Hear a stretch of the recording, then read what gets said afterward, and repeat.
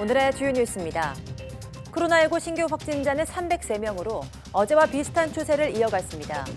정세균 국무총리는 수도권 자영업자들의 영업 제한 반발과 관련해 대승적 참여가 필요하다며 지원 방안을 다각적으로 검토하겠다고 밝혔습니다. 이번 달 국내 코로나19 백신 접종을 앞두고 모의 훈련이 시작됐습니다. 오는 24일 공급 예정인 아스트라제네카 백신의 허가 여부는 고령층 접종을 포함해 내일 최종 결정됩니다. 조 바이든 미국 대통령은 코로나19 대응을 위해서 미 전역에 100개의 대규모 백신 접종 장소를 만들겠다고 말했습니다. 영국은 남아공 변이 바이러스 효과가 있는 백신을 개발해서 가을에 추가 접종할 계획입니다. 미국 전기차 업체 테슬라가 가상화폐인 비트코인을 1조 7천억 원어치를 사들였습니다. 테슬라가 앞으로 비트코인을 전기차 결제 수단으로 인정하겠다고 밝히면서 비트코인 가격은 사상 최고가를 경신했습니다.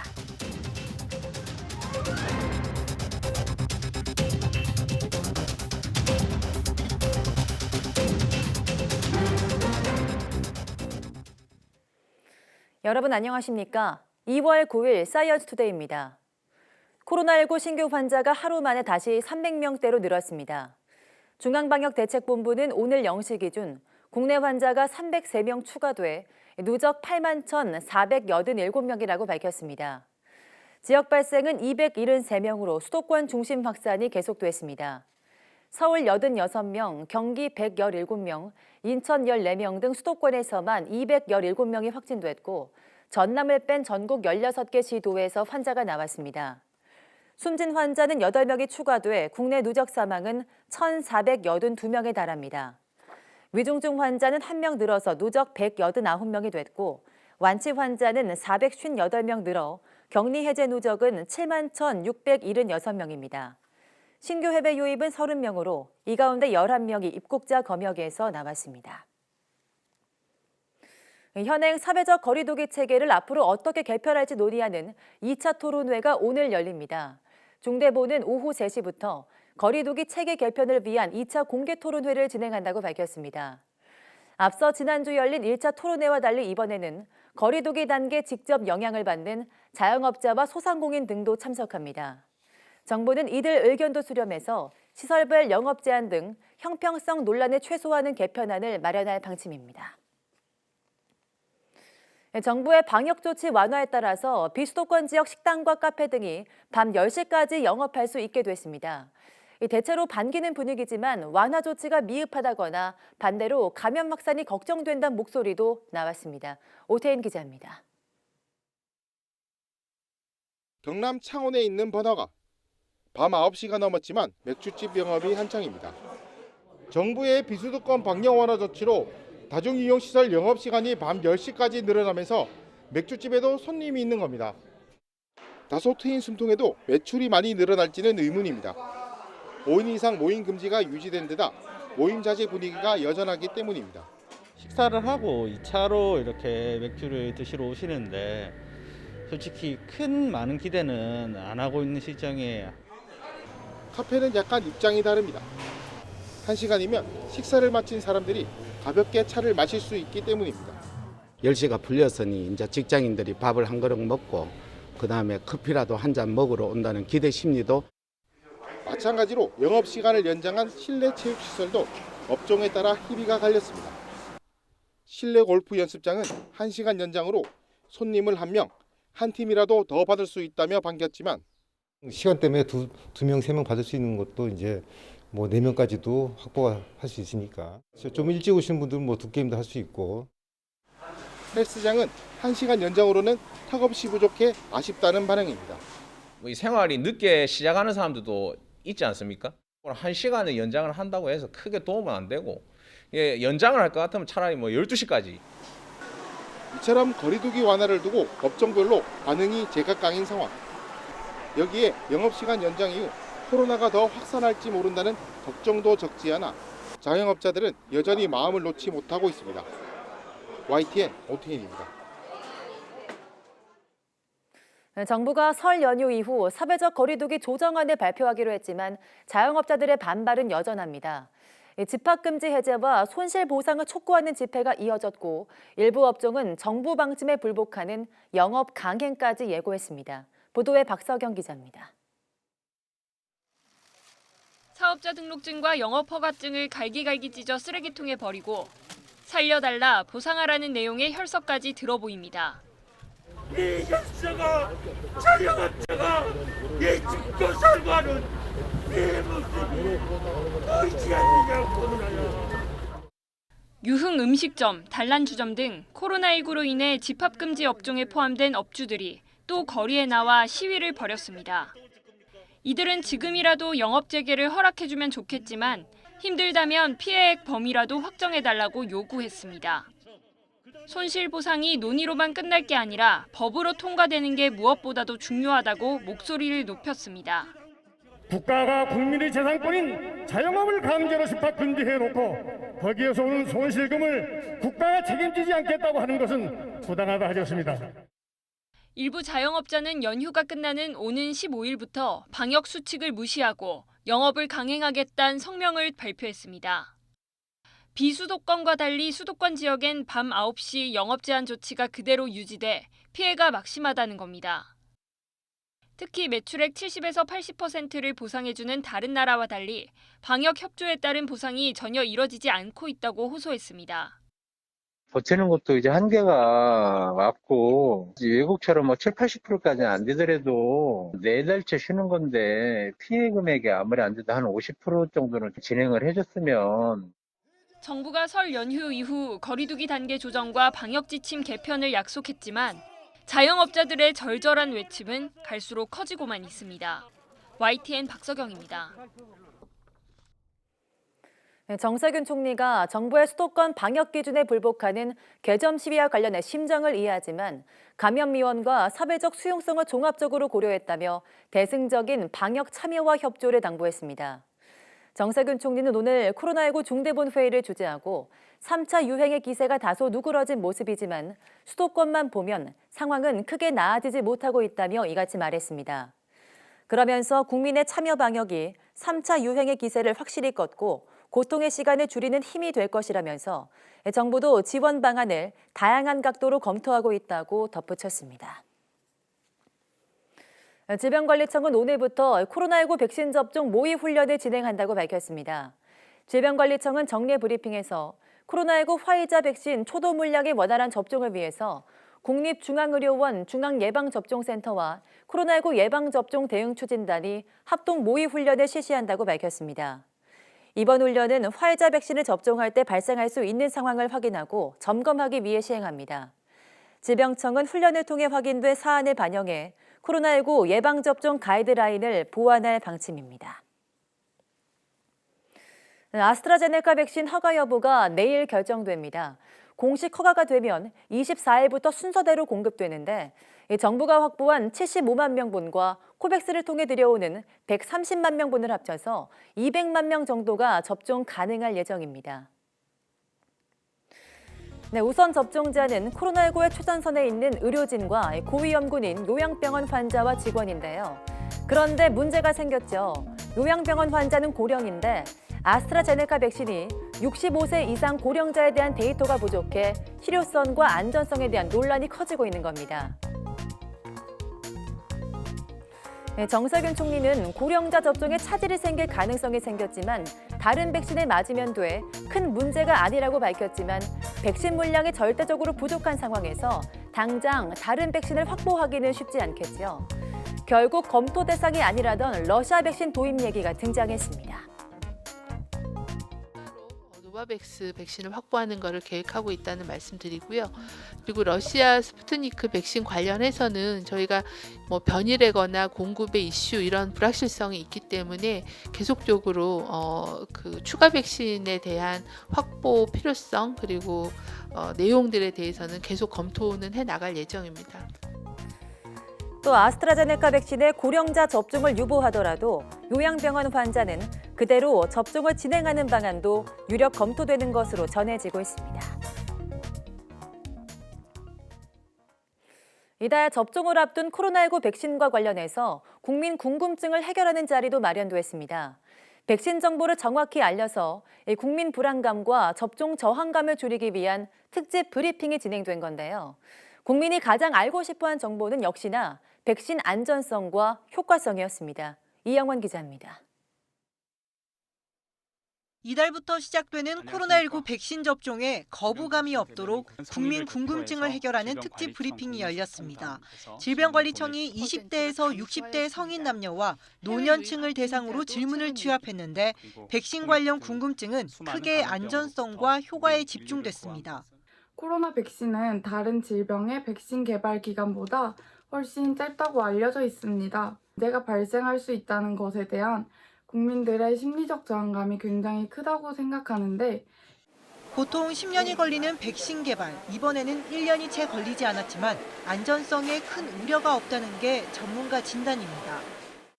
이 팬데믹이라는 상황 때문에 아주 많은 연구비 그리고 행정적인 검토 준비가 같이 병행이 됐습니다. 그러니 어떤 피험자의 숫자 진행되는 과정이 생략되었던 것이라고 볼 수는 없다고 저는 생각합니다. 지난해 독감 백신 상온 노출 논란에 이번에도 백신 보관이 제대로 될지 걱정하거나 부작용을 어떻게 확인할 수 있느냐는 질문도 이어졌습니다. 두 가지 그런 유행에 따른 백신에 대한 유통 보관 지침을 마련해서 시행하고 있고요. 예진 과정에 혹시 약물이나 백신이나 여러 가지 음식에 대한 알레르기가 있으신지 잘 말씀해 주셔야 되고 효과와 관련해서는 항체 생성률과 지속 기간부터 최근 등장한 변이 방어력까지 다양한 질의가 쏟아졌습니다. 최소한 90%에서 거의 100%까지의 항체 생성률을 보여주고 있습니다. 얼마 동안 이 백신의 방어 능력이 유지될지는 정확한 답을 드리기는 어렵습니다. 영국 변이 바이러스에 대해서는 큰 걱정을 안 하셔도 됩니다.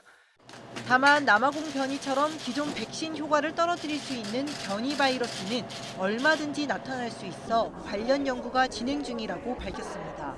이런 변이 등장이나 부작용 우려를 고려해도 백신을 맞는 게 훨씬 이득이라며 특히 고위험군은 접종을 피해선 안 된다고 강조했습니다. 2회 접종 이후 2주 후에도 질병청에서 국내에 발생 환자가 거의 없고 괜찮다고 할 때까지 마스크를 반드시 끼시고 사회적 거리 두기를 항상 유지하시는 것이 좋습니다. 5인 가족 중 4명이 맞았더라도 나머지 1명도 반드시 접종해야 하고 접종 직후에는 의료기관에 최소 15분을 머물러 이상 징후를 관찰해야 합니다. YTN 이영훈입니다. 경기 포천의 산란계 농장에서 고병환성 조류 인플루엔자 AI 확진 판정이 나왔습니다. 조류 인플루엔자 중앙사고수습본부는 의심 신고가 들어온 포천의 산란계 농장에 대해 정밀 검사한 결과 고병환성인 H5N8형임을 확인했다고 밝혔습니다. 이번 사례를 포함해 국내 가금 농장과 체험 농원 등에서 발생한 고병환성 AI는 모두 88건으로 집계됐습니다. 중수부는 발생지 인근 농장에서 사육 중인 가금을 예방적 살처분하고 이동 제한, 집중 소독 등 강화된 방역 조치를 시행했습니다. 네, 이번 겨울 전국에서 발생한 조류 인플루엔자 AI로 매몰 처분한 가금류는 모두 2,600만 마리가 넘습니다. 이와 관련해 경기도가 AI 발생 농장 주변에 예방적 처분 규정을 완화해달라는 내용의 건의문을 정부에 제출했습니다. 김학무 기자입니다. 1984년부터 친환경 농법으로 3만 7천여 마리의 닭을 키우며 달걀을 생산하는 농장. 아직 한 번도 AI가 발생한 적이 없습니다. 그런데 지난해 말 화성시가 AI 발생 농장과 반경 3km 이내라며 닭을 모두 처분하라고 통보했습니다. 이를 거부한 농장 측은 경기도에 행정심판을 제기해 최근 매몰 처분 집행을 유예받았습니다. 면역력이 강한 닭으로 튼튼히 살아 있습니다. 그리고 교차 오염이 적은 양계 시스템을 갖추고 있고요.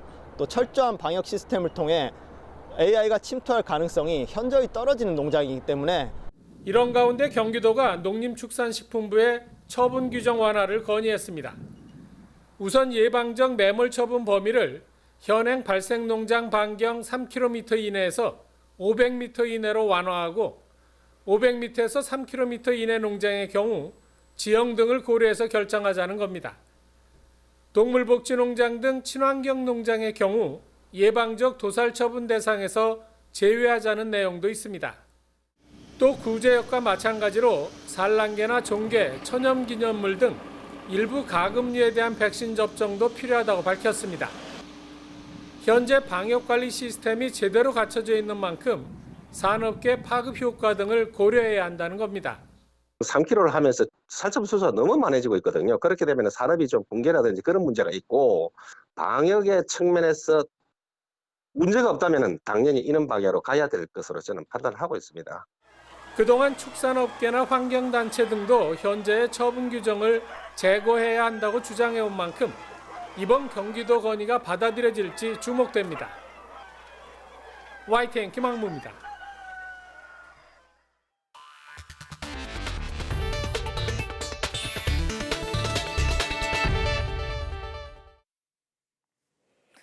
국제 백신 구매 프로젝트인 코백스 퍼실리티 측이 효과 논란에 빚고 있는 아스트라제네카 백신을 현재로선 거부할 계획이 없다는 점을 시사했다고 로이터 통신이 보도했습니다. 세계보건기구 등과 함께 코백스를 이끌고 있는 세계 백신 면역연합의 세스 버클리 대표는 남아공발 변이 바이러스에 대한 아스트라제네카 백신의 효과 연구가 진행 중이라며 이같이 밝혔습니다. 버클리 대표는 남아공 연구팀과 옥스퍼드대가 아스트라제네카 백신을 대상으로 진행한 연구 결과 1차와 2차 접종 기간을 4주보다 길게 할 경우 더 효과적이라는 증거가 제시됐다고 설명했습니다. 영국이 남아공 변이 바이러스 효과가 있는 백신을 가을에 추가 접종합니다. 맷 행콕 영국 보건부 장관은 브리핑에서 코로나19 변이에 대응해서 백신을 업데이트할 계획이며 백신이 효과를 낼 것이라고 강하게 믿는다고 밝혔습니다. 잉글랜드 최고 의료 책임자인 조너선 반탐 교수도 남아공 변이 바이러스에 맞춘 백신은 가을에 추가 접종하는 방식이 될 것으로 보인다고 말했습니다. 금세 만들 수는 있지만 시험을 거쳐야 하기 때문에 2차 접종 때 도입하기는 어렵다는 겁니다.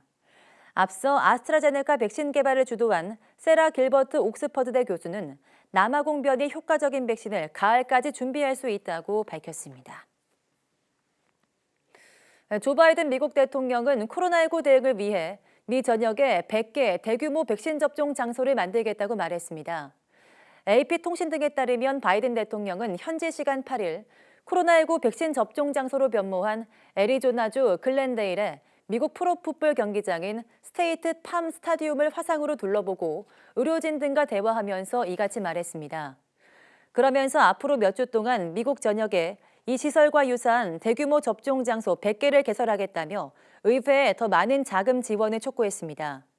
또 취임 100일 전까지 1억 명을 접종하겠다는 목표를 앞당겨 실현하고 있다면서 자신은 그것을 상당히 초과할 것으로 생각한다고 말했습니다. 미국에서 백신에 대한 불신이 여전한 가운데 세계 최대 소셜미디어 페이스북이 코로나19 백신과 관련한 허위 정보 단속을 강화하기로 했습니다. CNN과 AFP 통신은 현지 시간 8일 페이스북이 코로나19와 코로나19 백신 일반과 관련한 가짜 뉴스나 허위로 드러난 주장을 반복적으로 퍼뜨리는 그룹을 금지하기로 했다고 전했습니다. 또 코로나19가 인위적으로 만들어진 질환이며 백신에 맞는 것보다 그냥 코로나19에 걸리는 게 더 안전하다는 주장도 앞으로 금지 대상이 됩니다. 금지 대상 목록에는 백신이 해롭다거나 자폐증을 유발한다는 주장도 포함됩니다.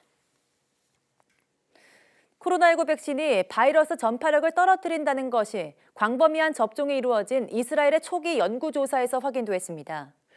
이스라엘 최대 코로나19 검사기관인 마이 헤리티지 랩은 지난달 중순부터 연령대별 바이럴 로드를 검사를 진행한 결과 이같이 나타났다고 밝혔습니다.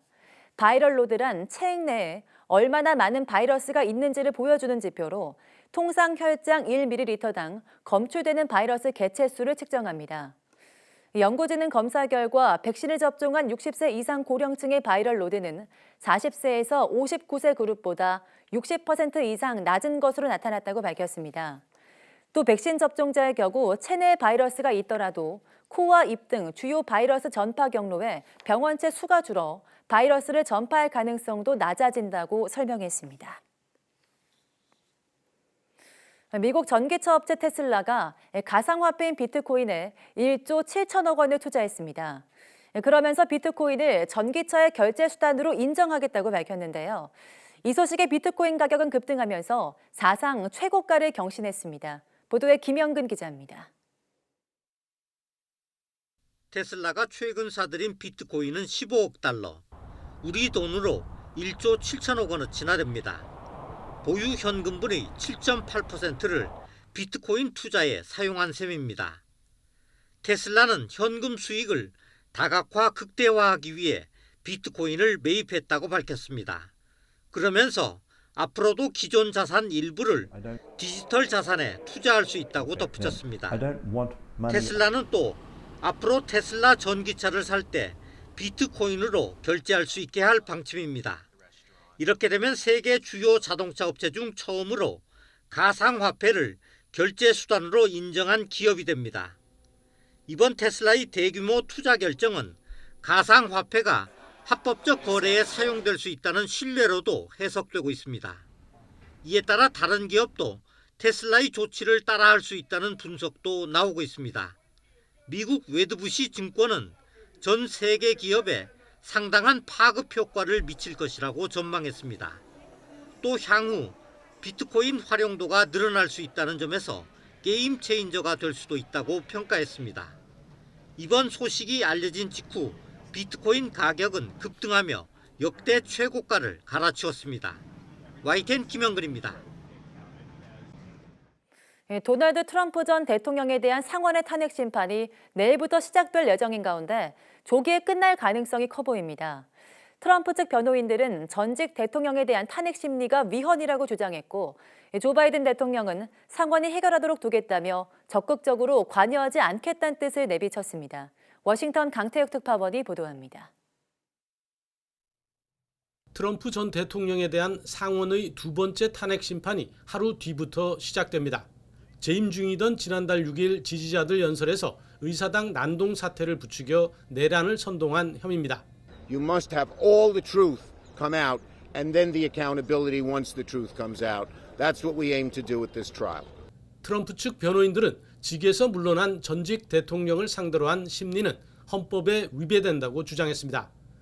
또 지난달 6일 연설은 수정헌법 1조상 표현의 자유 범위 내에 있는 것으로 탄핵 대상이 아니라고 강조했습니다. 그런 만큼 즉시 기각을 요구했습니다. 바이든 대통령은 한 발 떨어져 있겠다는 뜻을 나타냈습니다. 상원이 해결하도록 놔두자는 겁니다.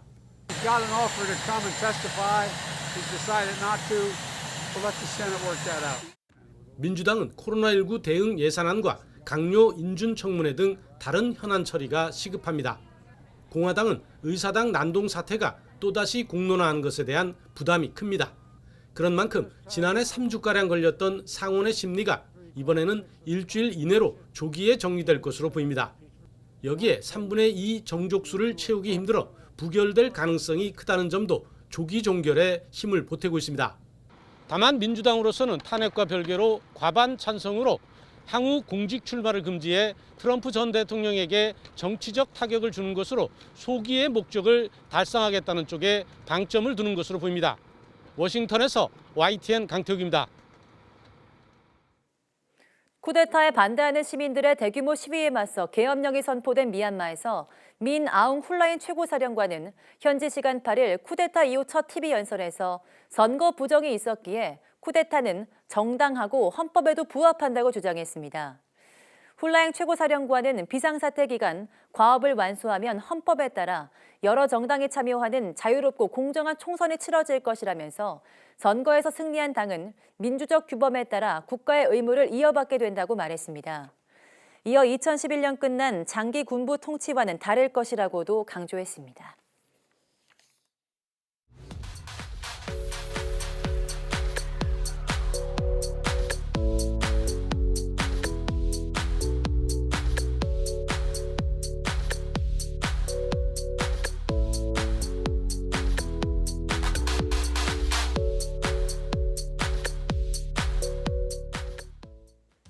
올겨울은 지난해와 달리 역대급 폭설과 한파로 예측 불가능한 날씨가 계속됐습니다. 최근 기상청에서는 이런 이상기후에 대해 예측하고 대비하기 위해서 한반도 기후변화 전망 보고서를 발표했는데요. 오늘 오후 사이언스 투데이 날씨학개론에서 자세한 이야기 나눠보겠습니다. 많은 시청 바랍니다. 함께해 주신 여러분 고맙습니다.